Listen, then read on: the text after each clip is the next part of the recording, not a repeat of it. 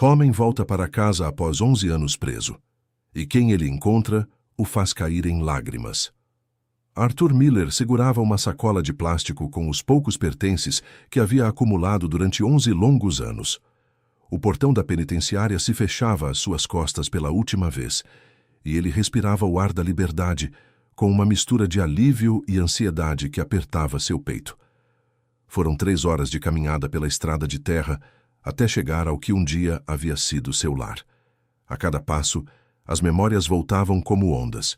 O riso da esposa Eleanor, os gritos alegres dos filhos Nathan e Clara brincando no quintal, o latido animado de Buddy correndo atrás das galinhas. Mas quando finalmente avistou a propriedade no horizonte, seu coração quase parou. A casa estava em ruínas. As paredes que um dia foram brancas agora mostravam tijolos expostos. O telhado havia desabado em várias partes e a vegetação havia tomado conta de tudo. Janelas quebradas refletiam os últimos raios do sol da tarde, criando um cenário de abandono que cortava sua alma como uma lâmina.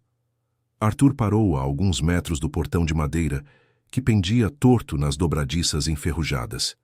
Suas pernas tremiam, não conseguia dar mais um passo. 11 anos imaginando este momento, 11 anos sonhando com o reencontro com sua família, e agora se deparava com o vazio absoluto. Foi então que ouviu um som fraco, quase um gemido. Vindo da varanda da casa, entre os escombros e o mato alto, uma figura se movia lentamente. Arthur estreitou os olhos tentando enxergar melhor na luz dourada do entardecer.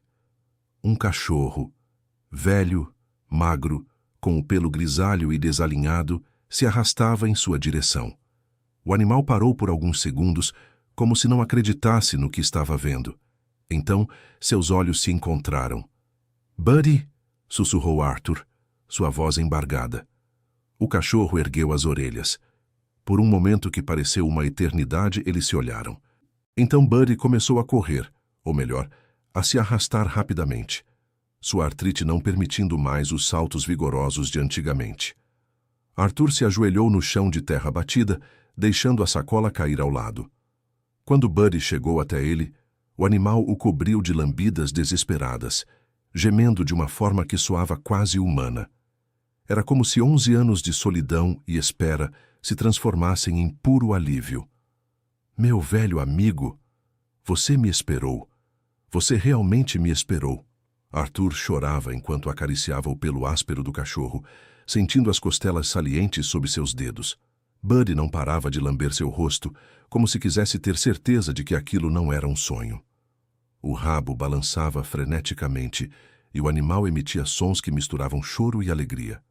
Arthur podia sentir que Buddy havia emagrecido muito, mas seus olhos ainda brilhavam com a mesma lealdade de sempre.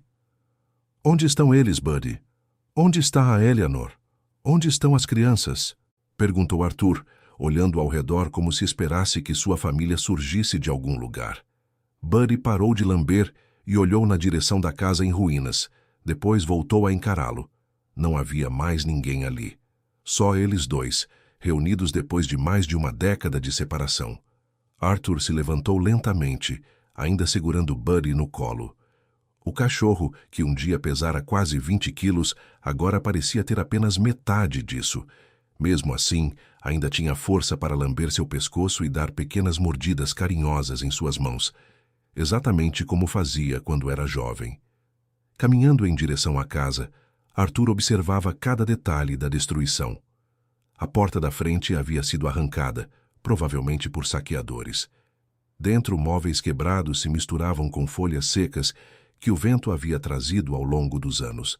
A televisão antiga não estava mais lá, nem a geladeira, nem a mesa de jantar onde faziam as refeições em família.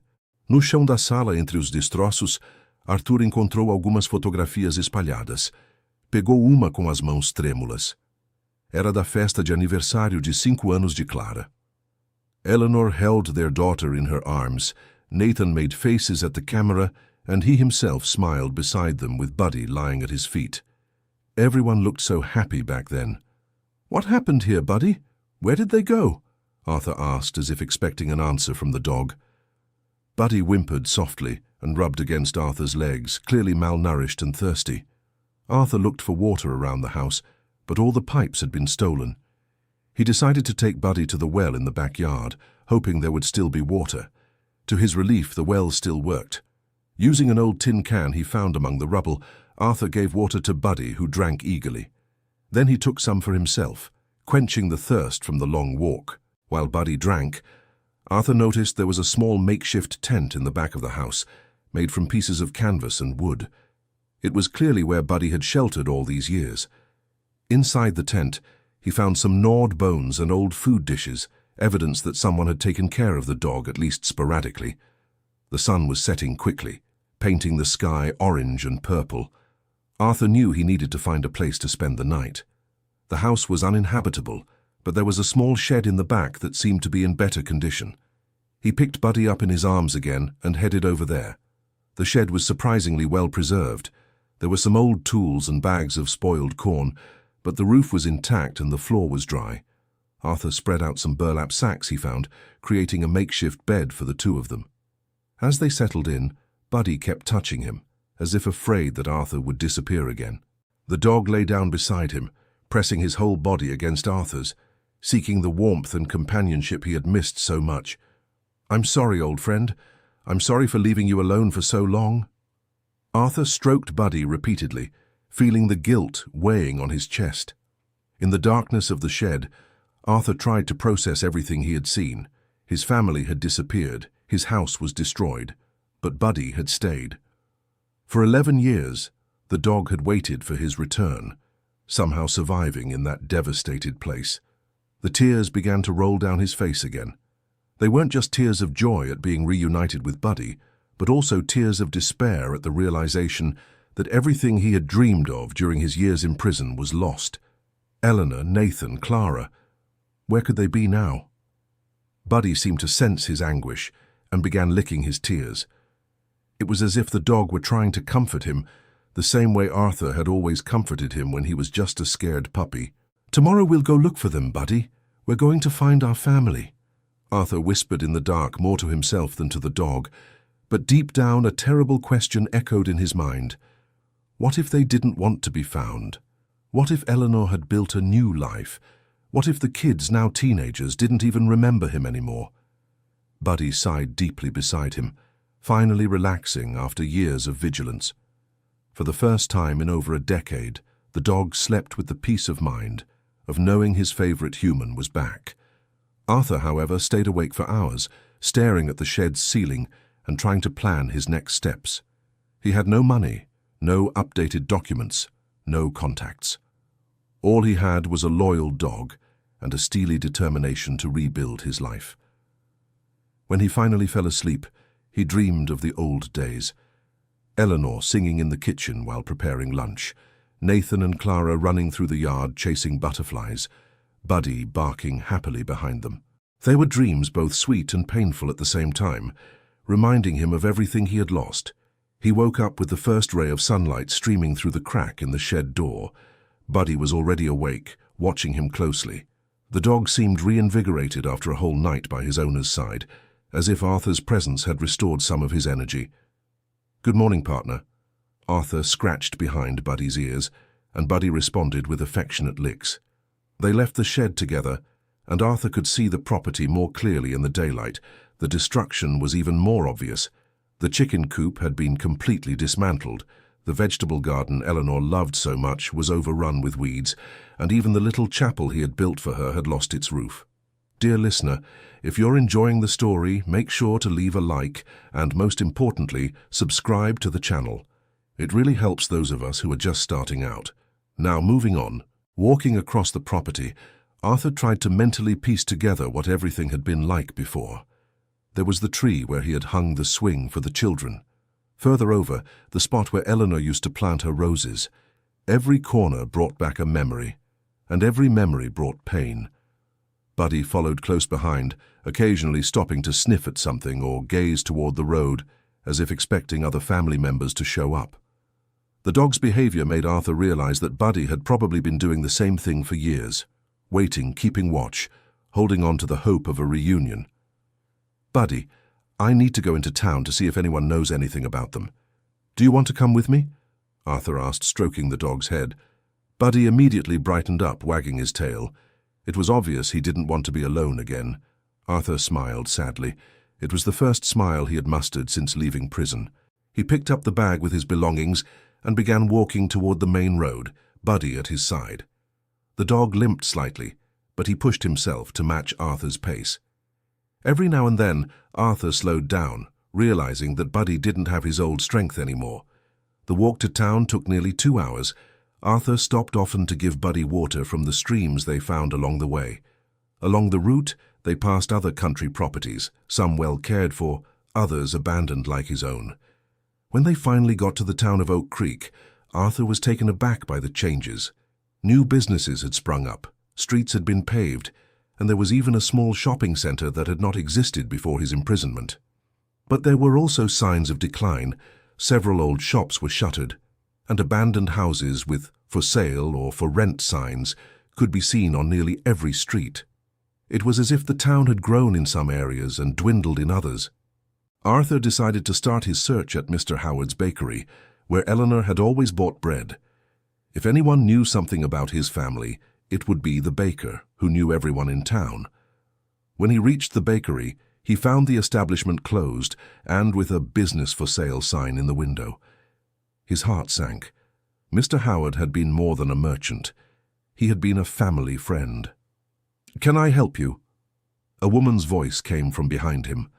Arthur turned around and saw a middle-aged woman who looked familiar, though he couldn't place her right away.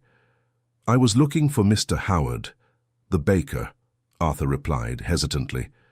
"Oh, Mr. Howard passed away 3 years ago." "Heart problems. I'm Mrs. Thompson. I've lived right here in front for over 20 years. And who might be asking?" Arthur hesitated. He didn't know how the people in town would react to finding out he had returned from prison. He decided to be straightforward but cautious. "I'm Arthur Miller. I used to live on the farm just outside of town. I've been away for a while and now I'm looking for my family." Mrs. Thompson's expression shifted, going from curiosity to something between surprise and embarrassment. "Arthur Miller? Of course, I remember you, and Eleanor too." She paused, clearly uncomfortable. "Look, Arthur, I don't know if it's my place to talk about this." "Please, Mrs. Thompson, I just want to know if they're okay, where I can find them," Arthur insisted, his voice heavy with desperation. Buddy, who had lain down at Arthur's feet during the conversation, lifted his head as he sensed the tension in his owner's voice. Mrs. Thompson looked around, as if making sure no one else was listening. "Eleanor and the children moved away from the farm about 2 years after you left. She tried to keep the property on her own, but she couldn't. She lost the farm to the bank." Arthur felt as if he'd been punched in the stomach. Eleanor had lost the farm. All the work of a lifetime, all the inheritance from her parents, everything had been lost because of his absence. "And where did they go?" he asked, trying to keep his voice steady. "She went to Chicago to try her luck working in the big city. The kids were already older, you know. Nathan must have been about 10 and Clara about 8. She said she was going to make a go of it there, that there was nothing left for them here." "Chicago," Arthur repeated as if it were a word in a foreign language. "Arthur, I'm so sorry. I know it must be hard to hear news like this all at once." Mrs. Thompson placed her hand on his shoulder in a gesture of solidarity. "Do you have any idea where in Chicago they went? Any address, any phone number?" "No, dear. She didn't leave any contact. Actually, I think she really wanted to start fresh, you know. Leave the past behind." Mrs. Thompson hesitated before continuing. "Arthur, do you have a place to stay tonight?" Arthur looked at Buddy, then at his pitiful bag of belongings. "We'll manage, thank you. Look, I have a little room in the back of my house. It's not much, but it has a bed and a bathroom. You and your dog can stay there for a few days while you get yourselves sorted out. I won't charge you anything." Mrs. Thompson's unexpected kindness almost made Arthur cry again. He had braced himself for rejection and mistrust, not kindness. I don't know how to thank you." "No need to thank me. Eleanor was a good woman. She always helped anyone in need. It's the least I can do."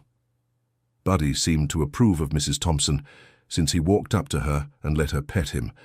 It was a good sign, Buddy had always been an excellent judge of character. Mrs. Thompson led them to her house, a simple but well-kept home. The room in the back was small but clean and tidy. It had a single bed, an old chair, a small table and a bathroom with a shower. "I'll go get some blankets and a bowl of water for Buddy," said Mrs. Thompson. When she left, Arthur sat on the edge of the bed and pulled Buddy close. The dog seemed relieved to be in a sheltered, safe place. "What do you think, Buddy? Chicago is a very big city. How are we going to find them?" Arthur spoke to Buddy as he always did, treating him like a confidant. Buddy licked his hand and rested his head against his leg. He didn't have any answers, but his steady presence offered the only comfort Arthur had in that moment. Mrs. Thompson came back with blankets, a bowl for water, and a plate with scraps of food for Buddy. "Tomorrow you can think better about what to do. Chicago is far, and you'll need money for the fare and to support yourself once you're there," she said, arranging the blankets on the bed. "Mrs. Thompson, do you happen to know anyone who's looking for a worker?" "I know how to do a little bit of everything. Carpentry, woodworking, working the land, basic mechanics. Let me think. Joe from the auto shop sometimes needs an extra hand. And there's also Mr. Miller who runs a small lumberyard. Tomorrow I'll talk to them on your behalf." That night, Arthur slept in a real bed for the first time in 11 years. Buddy settled on the floor beside the bed, but in the middle of the night Arthur called him up. The dog curled up next to him, and both of them had the best night's sleep they'd had in years. The next morning, Mrs. Thompson had already talked to Joe at the shop. He needed someone to help with general work and was willing to give Arthur a chance. "He said he can pay you by the day, and if you do well, who knows, maybe something more permanent will come of it," explained Mrs. Thompson as she served Arthur breakfast. Buddy had been given a generous portion of dog food that Mrs. Thompson had bought especially for him. The dog ate hungrily, clearly enjoying his first decent meal in a long time. Arthur headed to Joe's shop with Buddy at his side. The shop was downtown in a large warehouse where several cars in different stages of repair were scattered around. Joe was a man in his 50s, with grease-stained hands and a frank smile on his face. "So you're Arthur. Mrs. Thompson spoke very highly of you. She said you know your way around engines." "I do, Mr. Joe. Actually, before I was away, I had a small shop out at the farm. I fixed tractors and farm equipment." "Perfect. Around here we mostly work on cars and motorcycles, but an engine's an engine, right?" Joe smiled. "And this here your partner?" Buddy was sitting politely beside Arthur, watching everything with attention. "This is Buddy. He's well behaved. He won't get in the way."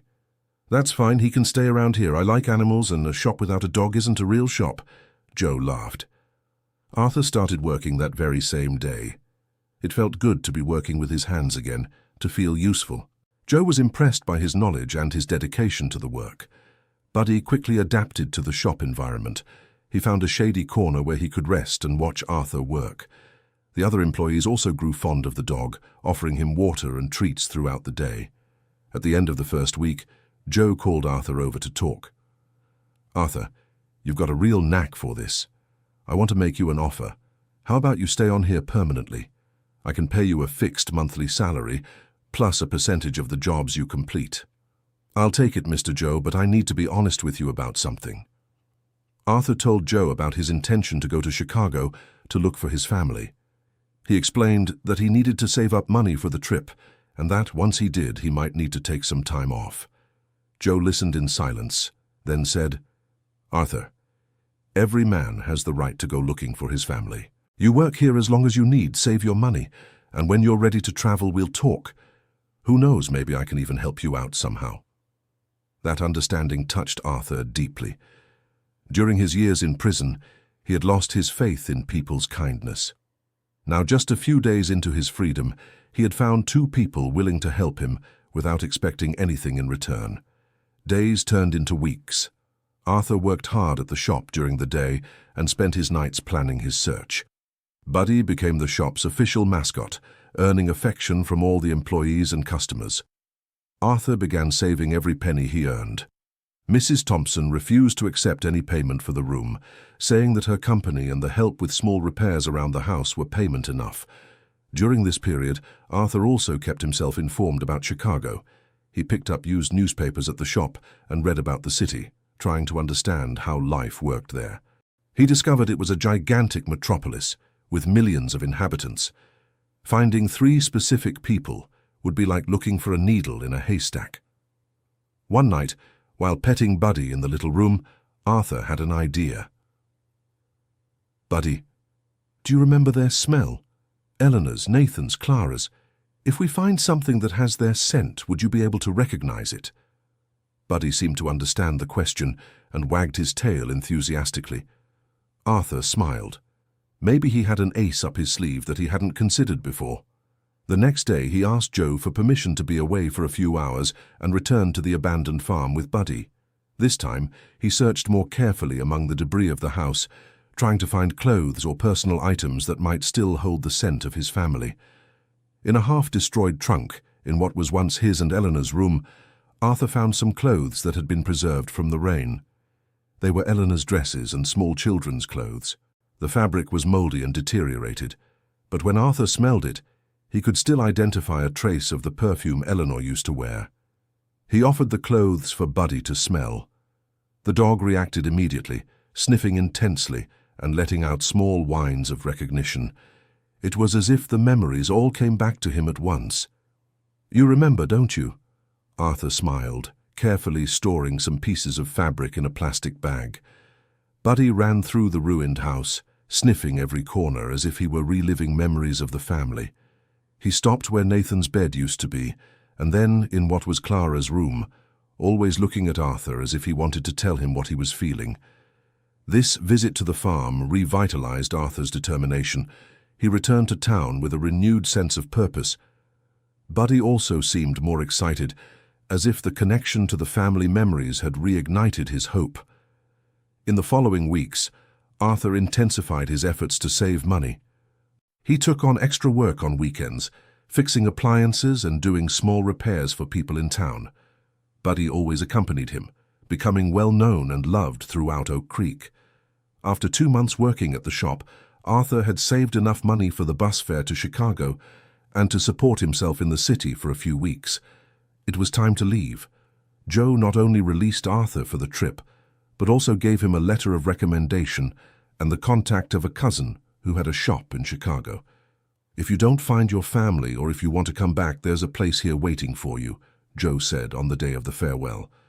Mrs. Thompson prepared a snack for the trip and insisted on giving Buddy a bath before the departure. "You two be careful in Chicago. It's a big city and it can be dangerous for those who don't know it," she said, hugging Arthur emotionally. The bus ride lasted 8 hours. Buddy traveled in the cargo hold in a carrier that Joe had managed to borrow. At every stop, Arthur ran to check on Buddy, offering water and affection. When they finally arrived at the Greyhound bus terminal in Chicago, Arthur was completely lost. The movement, the noise, the number of people was overwhelming. Buddy seemed equally frightened, pressing against Arthur's legs and looking around with wide eyes. Arthur had written down the address of a cheap boarding house someone had recommended. He took the subway for the first time in his life, carrying Buddy in his arms the entire trip. People looked with curiosity, but no one complained. The boarding house was in an old neighborhood on Chicago's south side. It was a 3-story building with small rooms and a bathroom shared per floor. The boarding house owner, Mr. Burney, initially hesitated to accept Buddy, but gave in when Arthur explained his situation and agreed to pay an extra fee for the dog. The room was tiny, with just a single bed, a chair and a small table, but it had a window and it was clean. Buddy explored every inch of the space before settling under the bed. On that first night in Chicago, Arthur sat on the bed with a city map spread out in front of him. The task seemed impossible. Chicago had dozens of neighborhoods, thousands of streets, millions of residents. How could he find 3 specific people amidst so many? He decided to start with the neighborhoods where other families from Oak Creek had settled over the years. Mrs. Thompson had mentioned that many people from the region migrated to Chicago's south side, especially to neighborhoods like Roseland, Englewood, and Harvey. Dear listener, if you're enjoying the story, go ahead and leave a like, and most importantly, subscribe to the channel. It really helps us who are just starting out. Now, let's continue. The next day, Arthur began his search. He walked the streets of the South Side neighborhoods, showing an old family photo to shopkeepers, doormen, people on the street. Buddy always followed along, sniffing every place as if looking for a familiar scent. Most people were friendly, but no one recognized Eleanor or the children. Some even offered to help, suggesting places Arthur could check or people who knew many residents of the area. After a week of fruitless searching, Arthur was beginning to despair. His money was running out fast, and he hadn't found a single lead on his family. That's when he decided to look up public schools in the area. Nathan and Clara would be of school age by now, and Eleanor certainly would have enrolled them. It was a long shot, but worth trying. At the third school he visited, one in the Inglewood neighborhood, the secretary was more receptive when Arthur explained his situation. "Look, I can't give out specific information about students, but I can check if we have records with those names," she said, taking the photo Arthur had brought. The woman disappeared for a few minutes and came back with a thoughtful expression. "We did have a child named Nathan Miller a few years back, but the family moved after 2 years. I don't have the new address, but I can tell you the mother worked for a while at a clothing factory nearby." Arthur's heart raced. It was the first solid lead he'd found. "Ma'am, do you know which factory?" "I think it was Standard Apparel. It's about 10 blocks from here, on Dan Ryan Expressway." Arthur thanked her profusely and rushed out almost at a run, with Buddy trying to keep up with his quickened pace. The factory was a large old building with several sewing machines and dozens of female workers inside.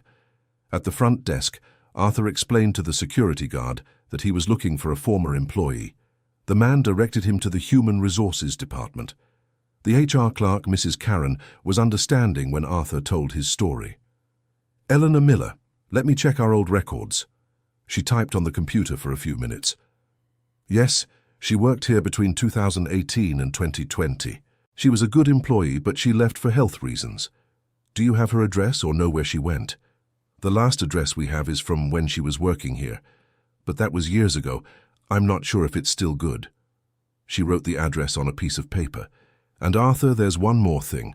Her records show she had chronic health issues, diabetes and high blood pressure. She missed a lot of work due to doctor's appointments."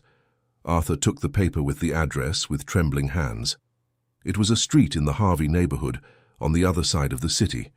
He thanked Mrs. Karen and ran out to catch the bus. The address led to a public housing complex with dozens of identical buildings painted in different colors. Arthur looked for the apartment number and climbed 3 flights of stairs until he found the right door. He took a deep breath and knocked. Buddy was excited beside him, as if he could sense they were close to something important. The door opened and a young woman appeared. It wasn't Eleanor. "Sorry to bother you, I'm looking for a woman named Eleanor Miller. She lived here a few years ago." "Oh, Mrs. Eleanor. Of course she did live here, but she moved a long time ago, about 2 years more or less." "Do you know where she went?" The woman hesitated, studying Arthur's face. "May I ask who's asking?" "I'm her husband. I've been away for a long time, and now I'm trying to find my family." The woman's expression changed to a mix of surprise and embarrassment. "Wow, you're Arthur. Mrs. Eleanor talked about you a lot." "Talked?"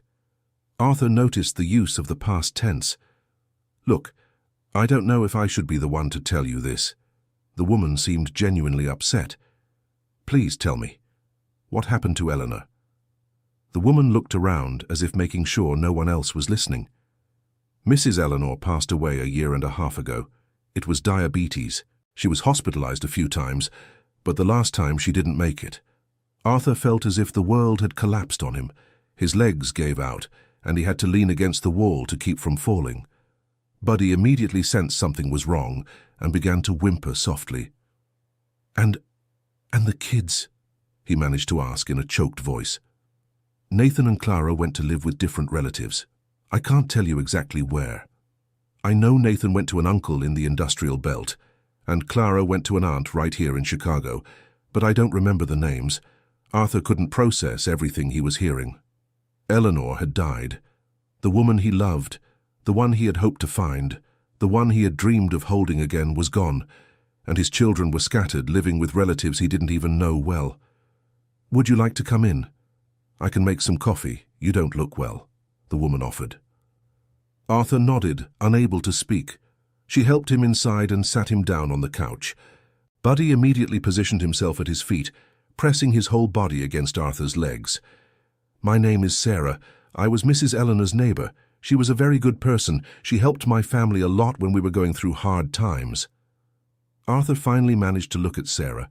She was a woman in her early 20s with kind eyes and a worried expression. Did she suffer much? Arthur asked. At the end, yes, but she was strong. She always said she needed to take care of the kids, that they needed her. Sarah paused. She talked about you a lot, you know. She always said you'd come back one day. What do you mean? She never lost hope. She said you were a good man, that you'd just had bad luck in life, that one day things would work out and you'd be together again. Tears finally began to roll down Arthur's face. Eleanor had kept her faith in him even after everything that had happened, and he hadn't made it in time. Sarah, do you happen to know where I can find those relatives? I need to see my children. Look, about Nathan, I know the uncle's name is Joseph, and he lives in Gary. Clara's is more complicated because her aunt is Eleanor's sister, but they had a falling out years ago. I know her name is Beatrice, but I don't know the address. Sarah got up and walked over to a piece of furniture in the living room, from which she took a small box.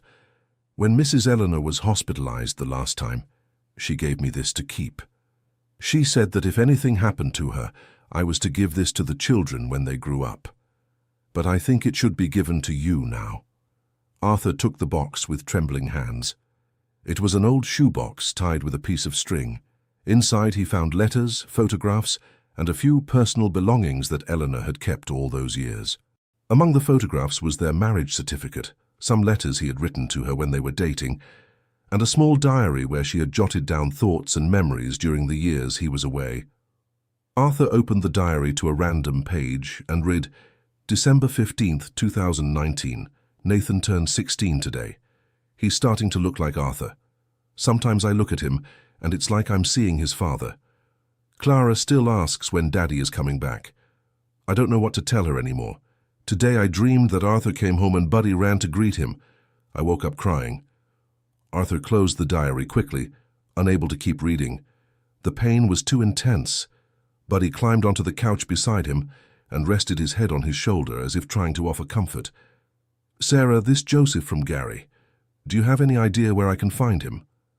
I know he works at a metal foundry, and that his last name is Harrison. It's not much, but it's what I know. And Beatrice? Beatrice is more complicated. I know she lived in Hyde Park, but she was kind of on bad terms with the family. Eleanor didn't talk about her much. Arthur spent the rest of the afternoon at Sarah's house, trying to gather as much information as possible about his children. She was extremely kind, offering food to him and Buddy, and sharing every memory she had of his family. When it got dark, Arthur said goodbye and returned to the boarding house. In the small room, he spread out the entire contents of the box on the bed and began examining each item. There were photos he didn't even remember existed, love letters he had written to Eleanor while they were dating, and even a drawing Nathan had made of him when he was little. Buddy sniffed each item carefully, clearly recognizing the familiar scents. At times, the dog let out a soft whimper, as if he too were processing the loss. That night, Arthur decided he needed to find his children, no matter how long it took or how difficult it would be. They were all that remained of his family, and he couldn't abandon them the way he had involuntarily done when he was arrested. The next morning, he began his search for Joseph Harrison in Gary. The city was large but smaller than Chicago. Arthur took a bus and started going through the streets, looking for metal foundries and asking about a Joseph Harrison who had a nephew named Nathan. After 2 days of searching, he finally found the right foundry. Joseph Harrison had worked there for over 15 years in the welding section. The gate attendant was friendly and said Joseph was on the afternoon shift. Arthur came back in the afternoon and managed to talk to Joseph during his break. Joseph was a man in his 40s, tall and thin, with hands calloused from years of hard work. "So you're Arthur," Joseph said, studying his face. "Eleanor talked about you a lot." "Joseph, I want to see Nathan. I want to meet my son." Joseph sighed deeply and looked around as if weighing his words. Arthur, Nathan is angry, very angry. When his mother died, he became resentful of everything and everyone, especially you. I understand that he's hurt. But I'm his father, Joseph. I have the right to try to reach out to him. You do, and I won't stop you. But I'm warning you, it won't be easy. The boy grew up believing you had abandoned the family. That's how he dealt with your absence. Joseph gave the address of his house and said Nathan would get home from school around 6 in the evening. They agreed that Arthur would show up the next day to give Joseph time to prepare the boy for the meeting. Arthur stayed up all night, nervous and anxious. What would it be like to meet his son after 11 years? Nathan was now a young man of 17, almost a grown man. He would be completely different from the 6-year-old boy Arthur had left behind. The following afternoon, Arthur headed to Joseph's house with Buddy by his side. It was a simple house in a working-class neighborhood in Gary, with a small garden in front and a garage where Joseph kept his motorcycle. Joseph greeted Arthur at the door and invited him inside. The house was small but tidy, decorated with simple furniture and a few family pictures. Nathan's not back from school yet. He should be here any minute, Joseph said, offering Arthur some coffee. How did you tell him I was looking for him? I was direct. I told him his father had come back and wanted to meet him. He didn't take it well, Arthur. He cursed, he yelled, said he didn't want to see you, but he also didn't say he wouldn't show up.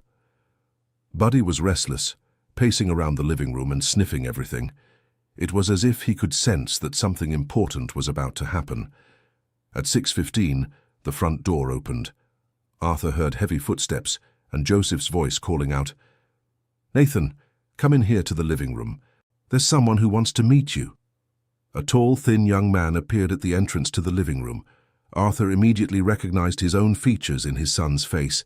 The same brown eyes, the same jawline, the same dark, wavy hair.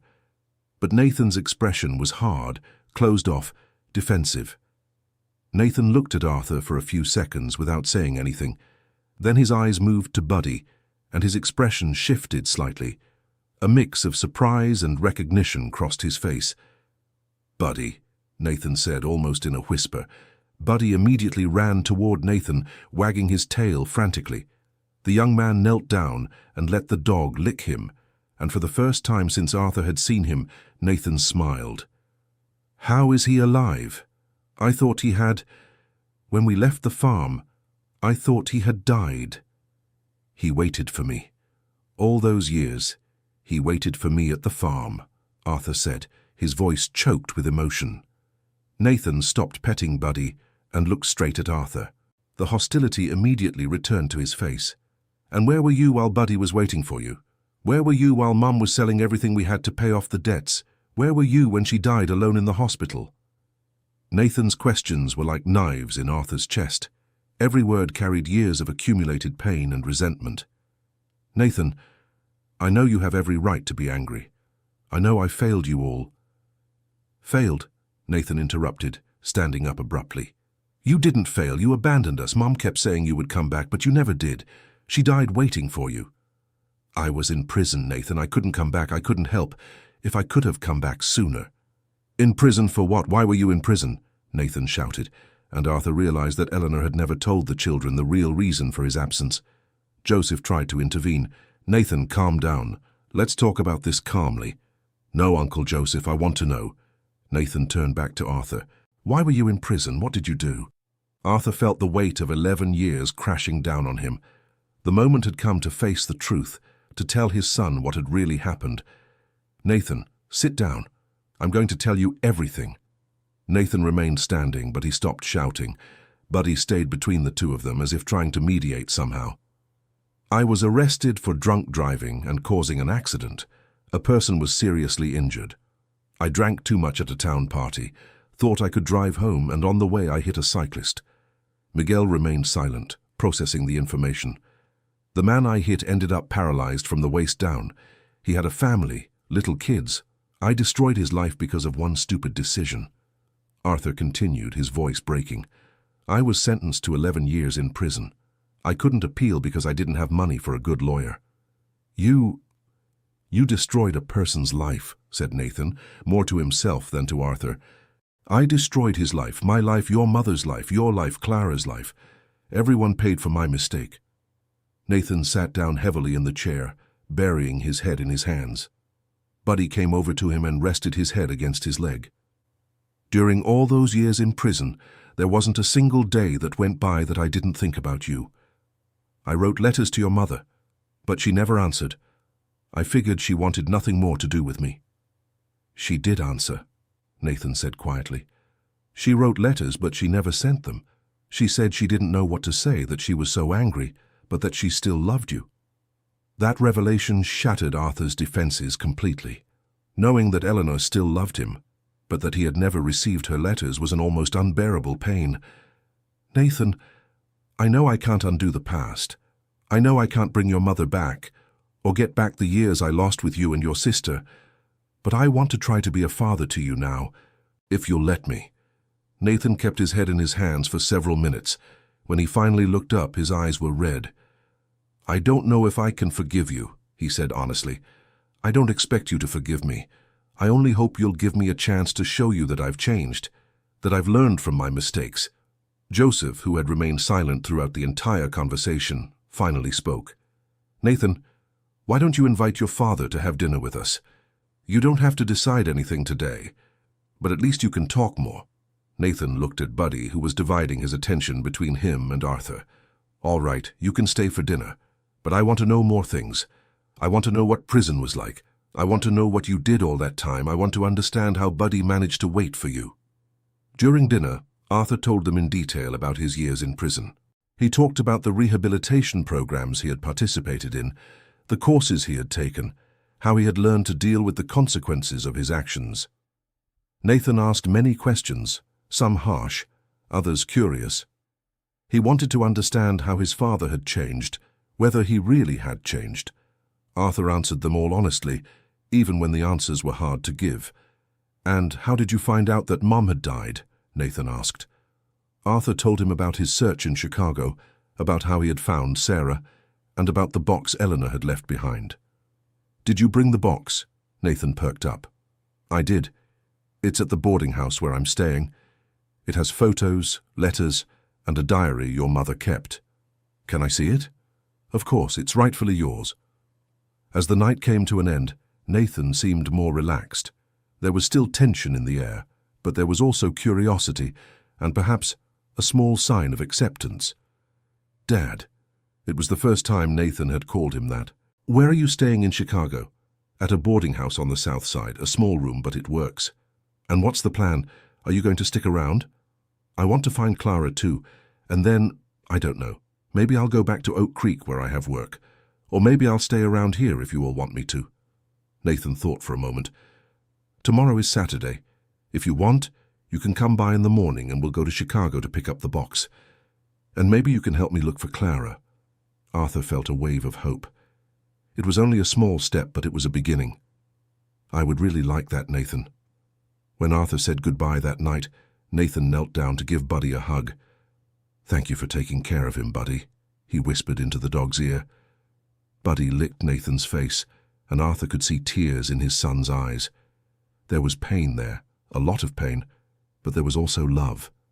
The love Buddy represented, the love that had survived 11 years of separation. The next morning, Nathan showed up at the boarding house earlier than Arthur expected. The young man looked like he'd had a sleepless night, thinking about everything he'd discovered.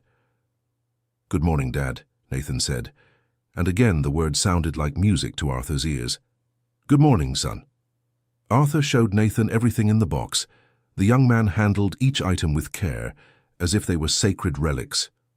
When he got to his mother's diary, he asked permission to read it. Nathan spent over an hour reading the diary, sometimes smiling, sometimes wiping away tears that streamed down his face. Arthur waited patiently, stroking Buddy, who had settled in his lap.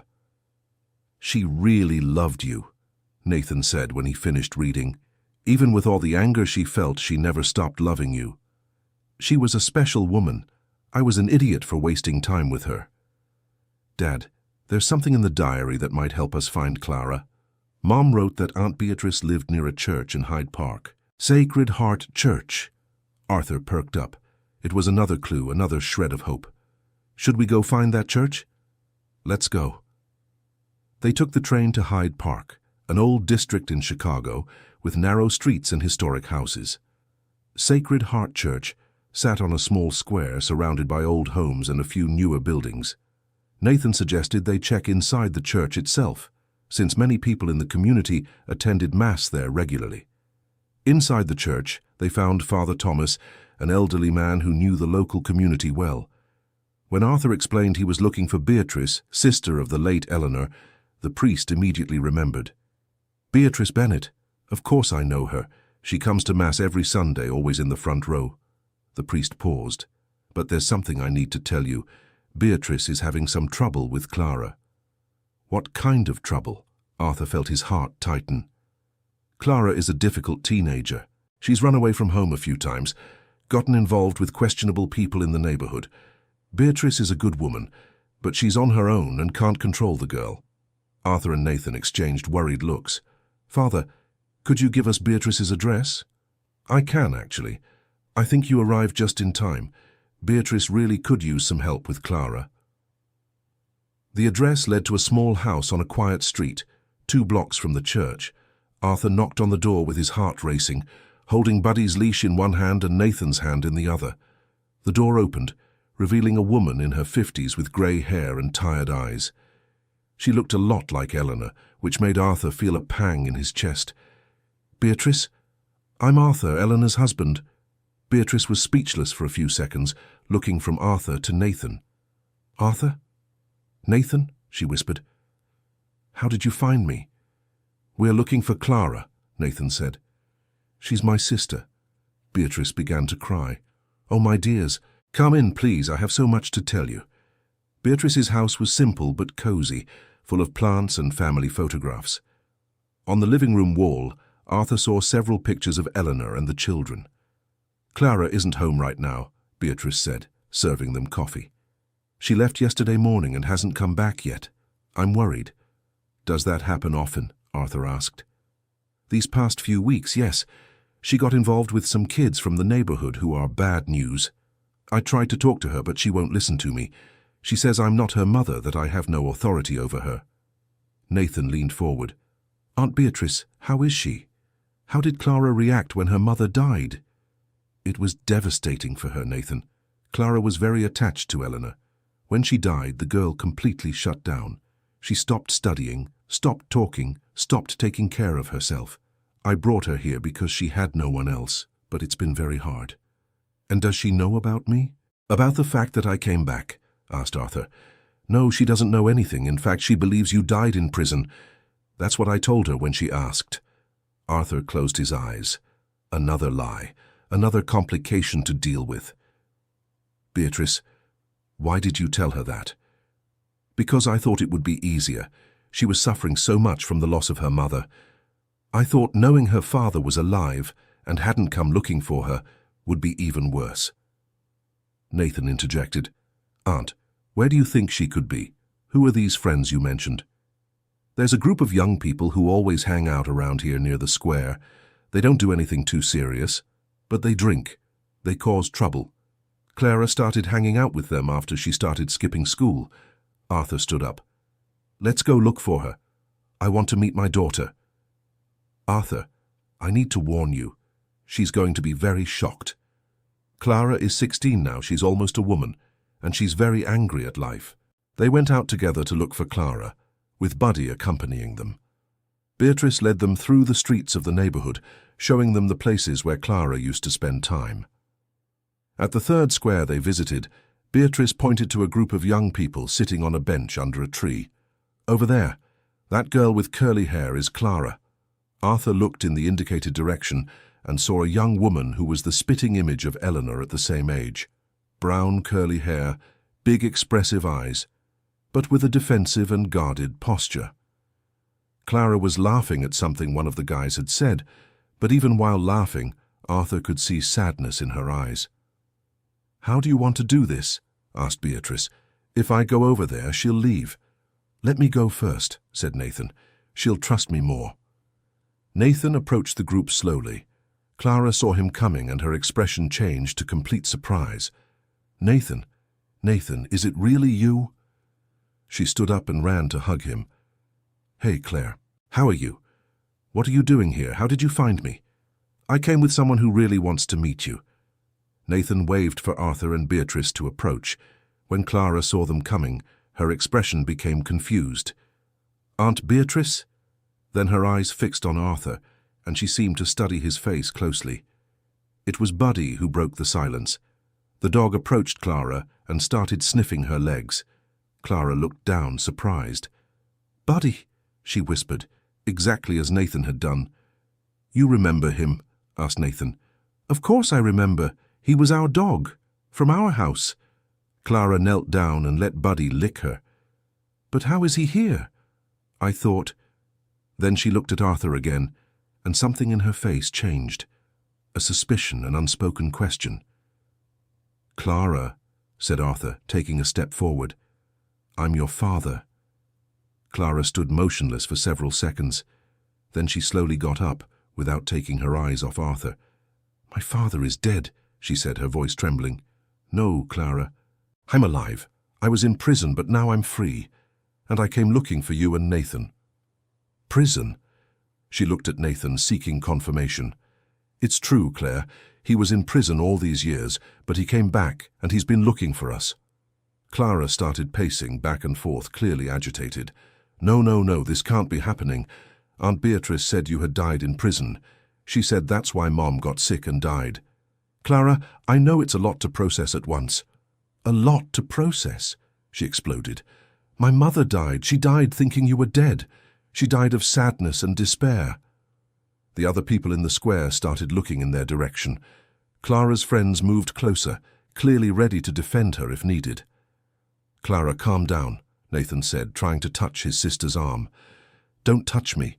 She pulled away. "And don't tell me to calm down. You show up here out of nowhere with these crazy stories." Buddy started whimpering softly, clearly upset by the tension in the air. Clara looked at the dog, and her expression softened for a moment. "How did you find Buddy?" "He waited for me at the farm," said Arthur. "For 11 years he stayed there waiting for me." 11 years. Clara did the math quickly. "You were locked up for 11 years and didn't send a single word. Didn't write a letter. Didn't send a message." "I wrote many letters to your mother, but she never replied."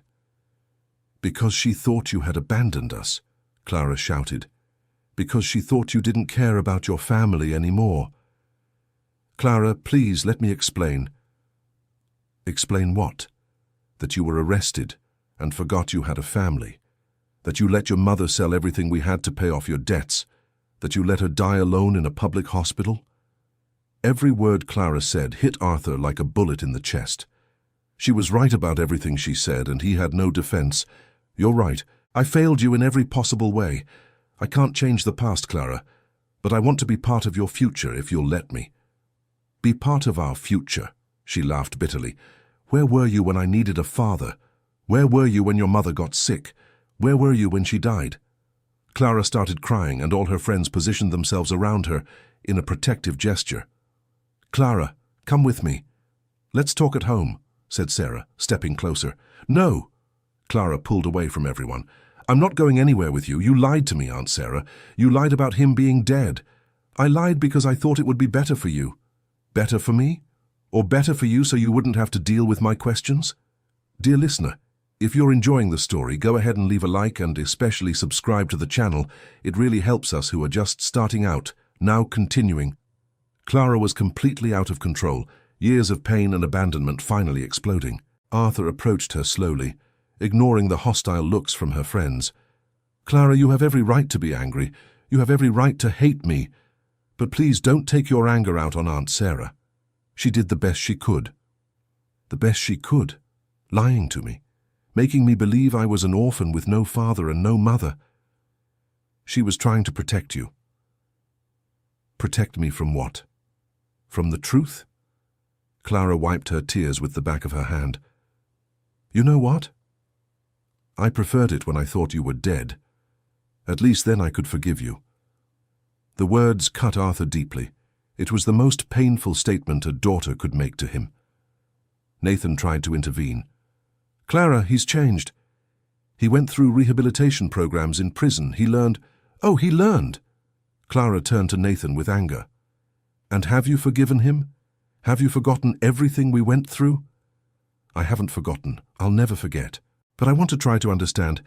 I want to give him a chance to show he's changed." "Well, I don't. I don't want anything to do with second chances. I don't want anything to do with apologies." Clara looked directly at Arthur. "You want to be part of my life? Then you missed your chance 16 years ago." With that, Clara turned and started walking away with her friends. Arthur took a few steps toward her, but Nathan held his arm. "Let her go for now, Dad. She needs time to process all this." "She's right, Nathan. I don't deserve forgiveness." "It's not about deserving or not. It's about trying.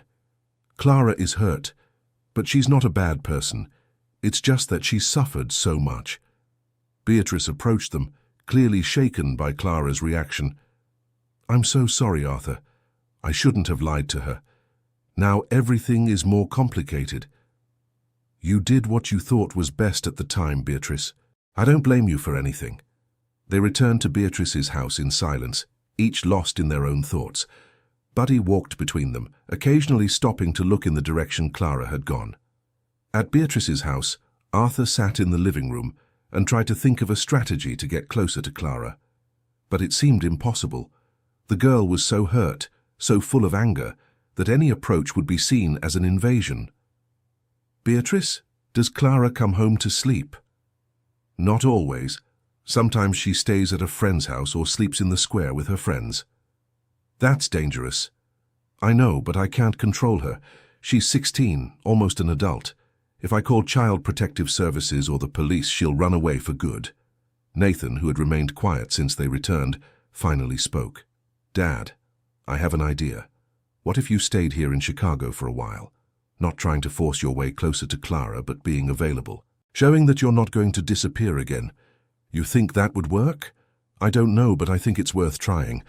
Clara needs to see that you've changed, that you truly care, and that's not going to happen in a day." Arthur thought about his son's suggestion.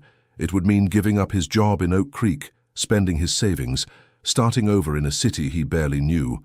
But if that was what it took to win back his children, it was worth it. "All right, I'll stay." "Really?" Nathan seemed surprised that he had accepted so easily. "Really, I lost 11 years of your lives. I'm not going to lose another day for lack of trying." Beatrice offered to help Arthur find work and a better place to live. She knew many people in the neighborhood and knew there were always opportunities for someone willing to work hard. In the following days, Arthur settled in Chicago.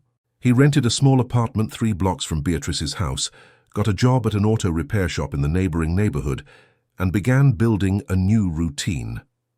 Every morning, he took Buddy for a walk in the square where he had found Clara, hoping to see her again. Not to force a conversation, but just to show that he was there, that he hadn't disappeared.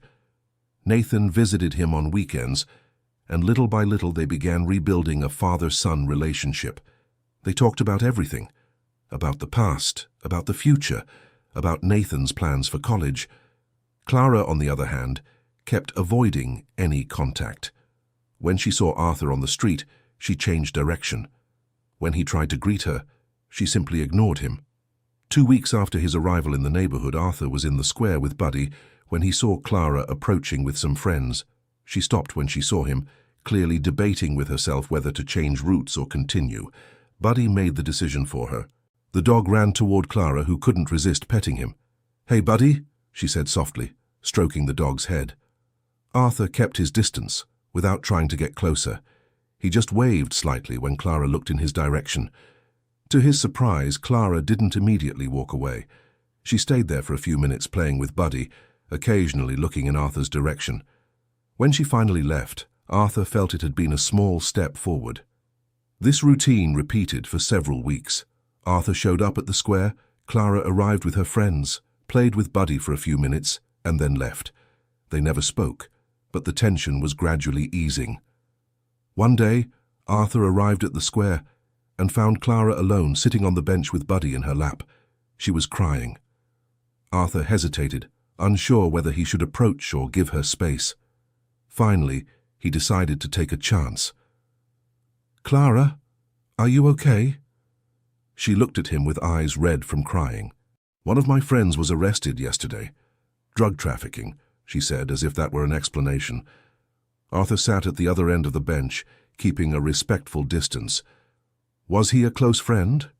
"He was. He was one of the few people who truly cared about me." Clara stroked Buddy over and over. "Now he's going to be locked up for years, just like what happened to you." It was the first direct reference she had made to his imprisonment. "Clara, can I ask you something?" She nodded hesitantly. "Why do you hang around with those people?" "I'm not judging. I just want to understand." Clara was silent for several minutes, as if debating whether she should answer or not. "Because they accept me as I am. They don't try to change me. They don't tell me what I should do with my life." She paused.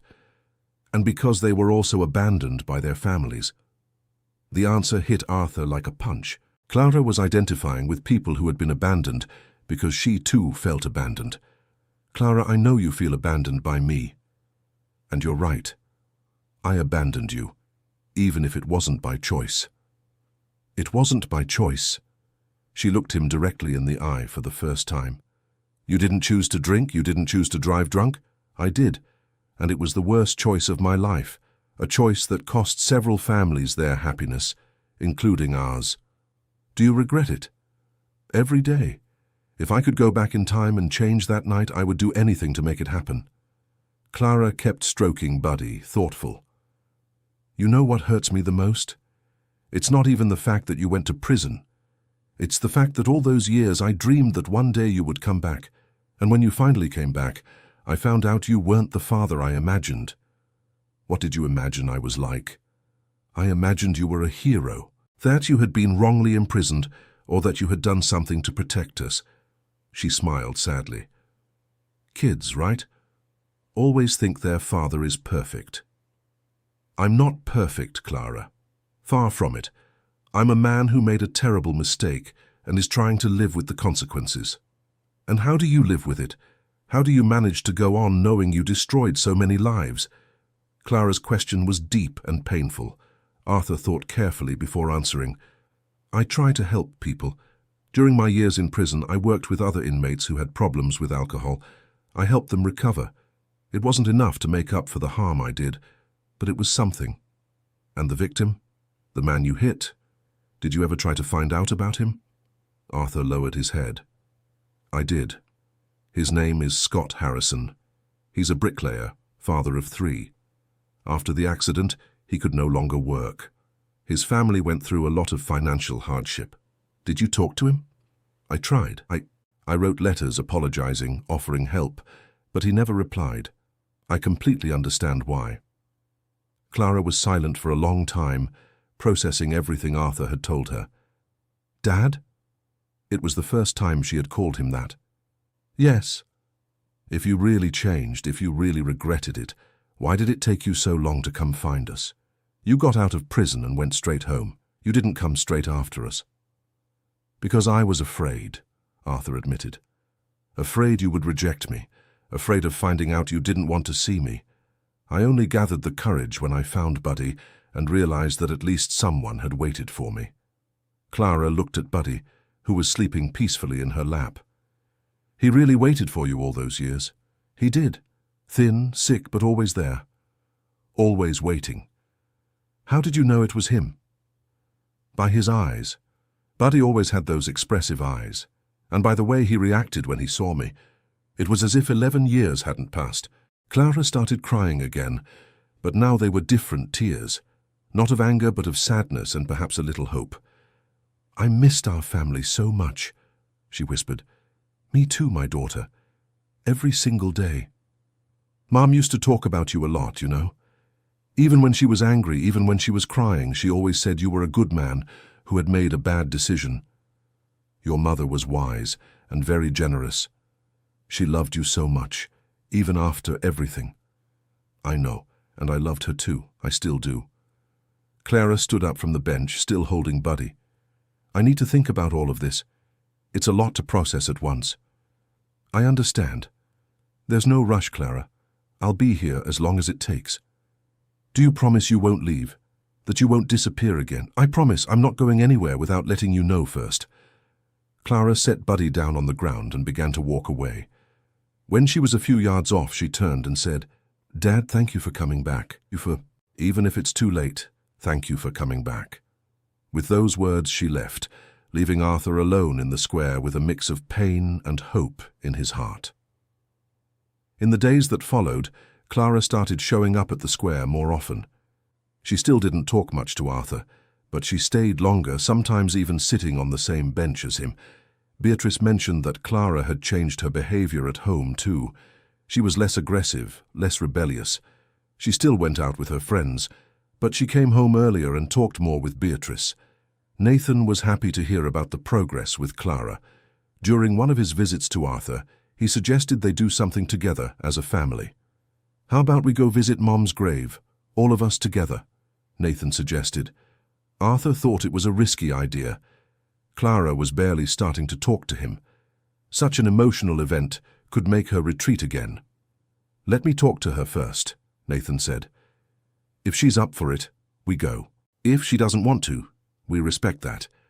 To Arthur's surprise, Clara agreed to the idea. In fact, she was the one who suggested they bring flowers and have a small ceremony. The following Saturday, the four of them met in front of the cemetery. Arthur, Nathan, Clara, and Beatrice. Buddy went with them, walking calmly by Arthur's side.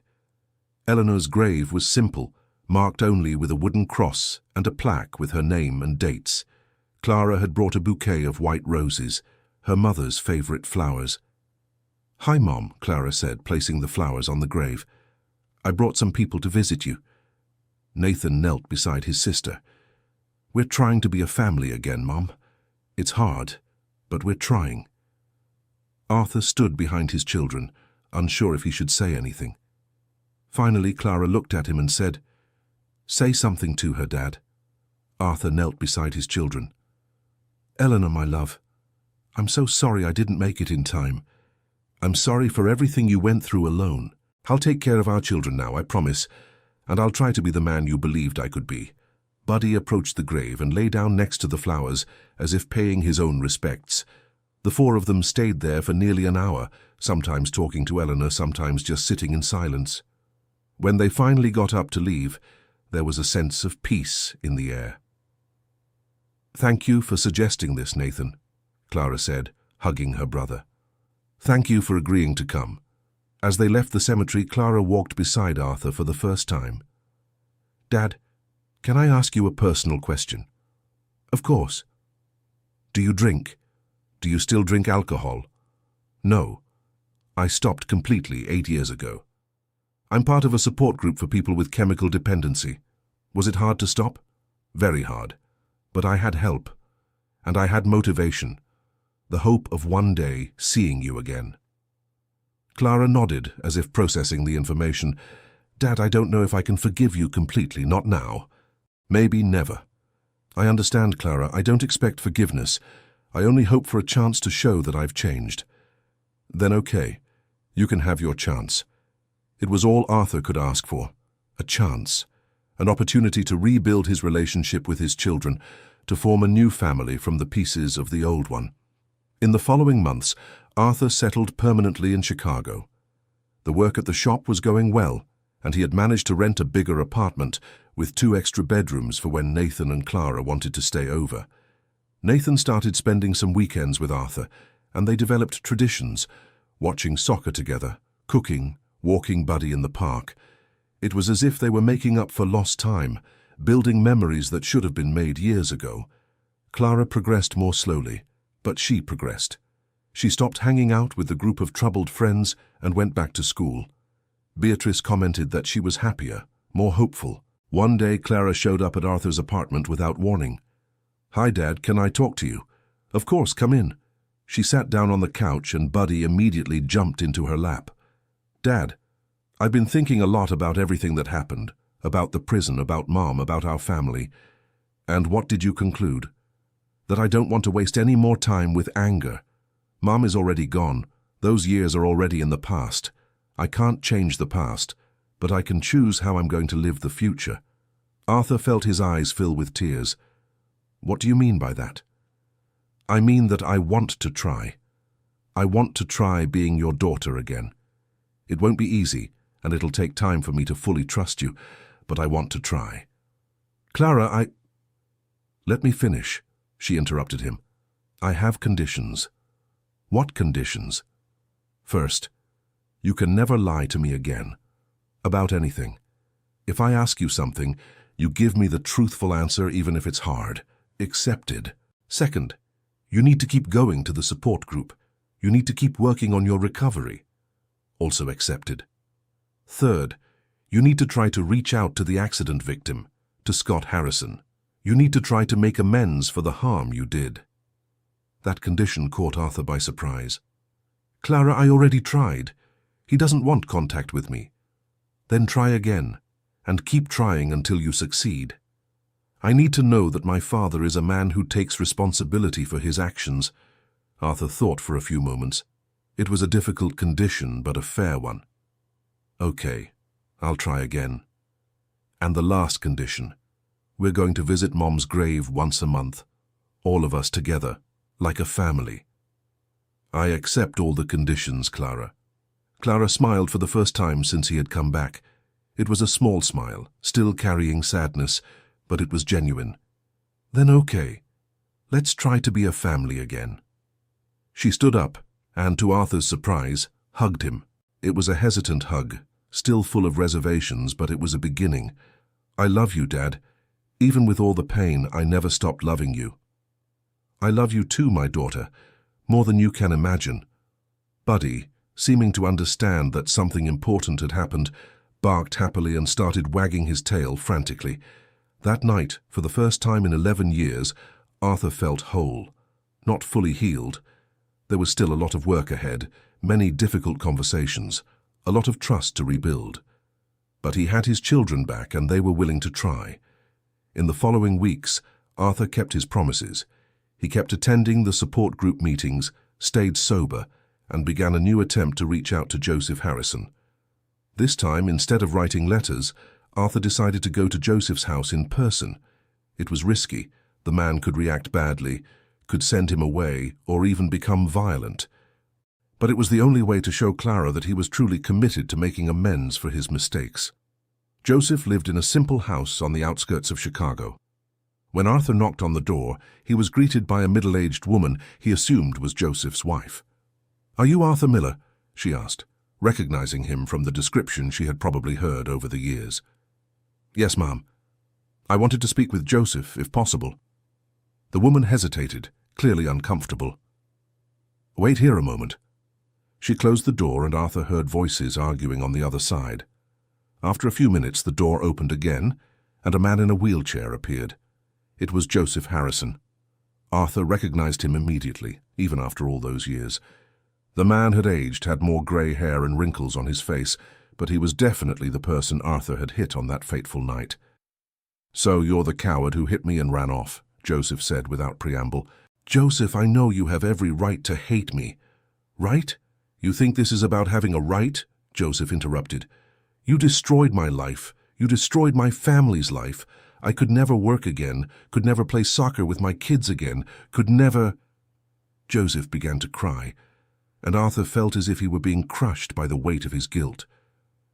"Joseph, I know that nothing I say will undo what happened, but I need you to know that I regret it every single day, and I want to help in some way." "Help?" Joseph laughed bitterly. "How are you going to help?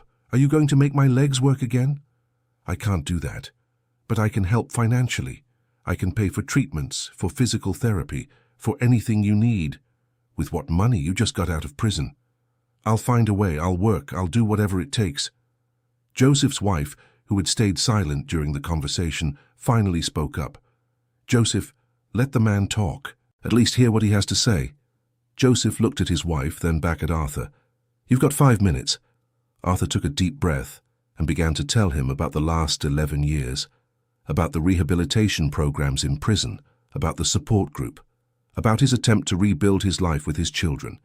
He told him about Buddy, about the run-down farm, about the discovery that Eleanor had died. When he finished, Joseph remained silent for several minutes. "You want me to feel sorry for you?" he asked at last. "No.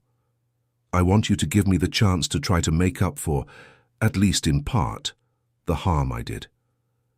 "And what if I say no? What if I send you away and tell you to never come back here again?" "Then I'll respect your decision, but I'll keep trying to help in other ways. I can make anonymous donations. I can help other families who went through what yours went through." Joseph studied Arthur's face for a long time. "Why now? Why did you only come looking for me now?" "Because I was a coward, and because my children made me realize that a real man faces the consequences of his actions, no matter how painful they are." Joseph's wife placed her hand on her husband's shoulder. "Joseph, remember what the pastor said last Sunday about forgiveness and second chances." "Maria, it's not that simple." "I know it's not simple, but maybe it's time we tried to move forward." Joseph closed his eyes and took a deep breath. "Arthur, I'm not going to say I forgive you. Not now, maybe never. But I accept your offer of help, not for you, but for my family." "Thank you, Scott. That means a lot to me." "Don't thank me yet. We'll see if you actually follow through on what you're promising." Arthur and Scott agreed that Arthur would pay a monthly amount to help with the medical and physical therapy expenses. It was also agreed that Arthur could visit Scott once a month, not to redeem himself, but to remain mindful of the consequences of his actions. When Arthur told Clara about his meeting with Scott, she felt proud. "You did the right thing, Dad. It won't fix what happened, but it's a start. It was one of the hardest conversations of my life, but you were right. I needed to do it.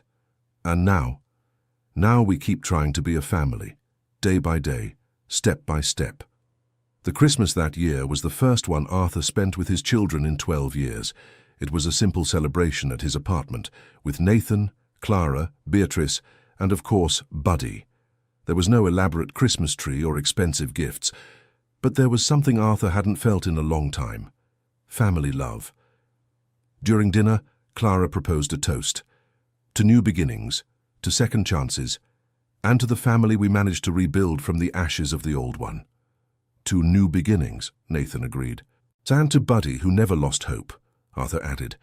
Buddy, as if understanding he was being honored, barked happily and wagged his tail. After dinner, they sat in the living room to talk. Clara was on the floor playing with Buddy, Nathan was on the couch next to Arthur, and Beatrice was knitting in an armchair. "Dad, can I ask you a question?" said Clara. "Always." "Are you happy? Now, I mean, with this new life we're building?" Arthur thought carefully before answering. "You know, Clara, I don't know if I deserve to be happy after everything I've done, but I can say that I'm grateful. Grateful to have you back, grateful for the second chance you're giving me, grateful to be able to try to be a real father." "But that doesn't answer my question," Clara insisted. "Yes, I am happy. Not completely, because I still carry the pain of what I did and the longing for your mother. But I'm happy to be here with you." "Then that's fine," said Clara, smiling. Complete happiness is overrated anyway. That night, after everyone had left, Arthur lay in bed with Buddy by his side and reflected on the year that had passed. He had left prison with nothing: no family, no home, no prospects. Now he had a job he liked, an apartment that was a home, children who loved him despite everything, and a dog who had proven that true loyalty exists. It wasn't the life he had dreamed of when he was young. It was better. It was a life built on truth, genuine remorse, and unconditional love. It was a life worth living. "Thank you, Buddy," Arthur whispered, stroking the dog's head. "Thank you for waiting for me. Thank you for keeping our family in your heart until I could make it back." Buddy licked Arthur's hand once and settled down to sleep. They both knew that, despite all the difficulties, they had found their way back home. End of story. Now tell me what you thought of this story and where you're watching us from. If you have something to share with us, leave it in the comments with sincere words. Do you think Arthur truly managed to make amends with his family? We'll be happy to read your opinion. Thank you so much for your company. Don't forget to leave a like, and most importantly, subscribe to the channel so you don't miss other emotional stories like this one.